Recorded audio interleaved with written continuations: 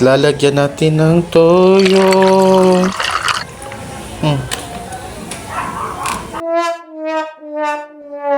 Sana ba ito? May tuyo? So, yung camera guys, ang gagawin natin, nilagay ko yung camera dito banda sa dibdib ko guys. Hindi niya nakikita, hindi niya alam na mayroon camera nakatutok sa kanya. So, ngayon paprank lang natin siya. Utusan ko siyang bumili ng yelo para mag soft drinks kami. Tawagin ko siya. Yot! Bakla! Buyot! Yot! Bakit? Okay. Soft drinks tayo? Soft drinks tayo. Bili ka ng yelo? Baka na naman bibili ng gelo. Hindi kasi kuhan. Ako magtempla. Ikaw, bili ka ng yelo. Titimplen pa ba yung cook? Oo, titimplahin. Bibili. Sa Mercury. Wala akong pera dito. Oh, Parin. ito. Sorry guys, ilutusan natin siyang bumili ng yelo. Tapos ngayon, magsa-soft drinks kami. Lalagyan ko ng toyo ang kanyang soft drinks. Prank lang to guys ha.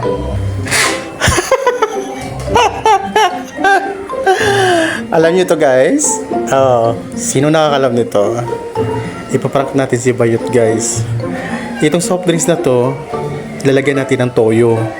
Habang pinabili ko muna siya ng yelo sa tindahan guys. So ito na guys, lalagyan natin ng toyo kaya soft drinks.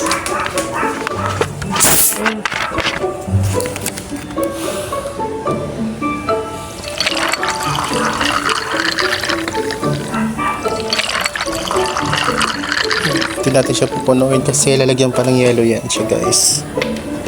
Bali ito yung sa kanya guys. Lalagyan natin ng toyo.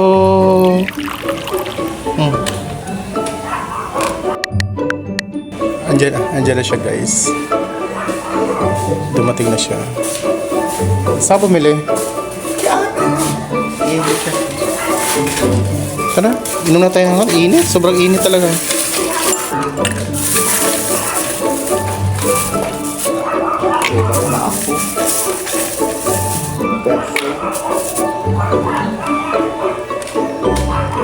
Ito sa akin yan. Tara. Lagyan mo na lang yelo yung sa'yo.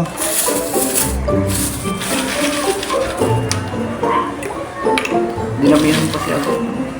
Aawas.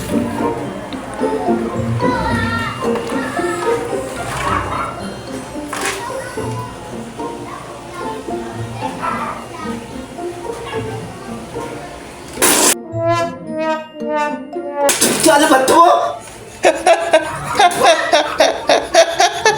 May tuyo?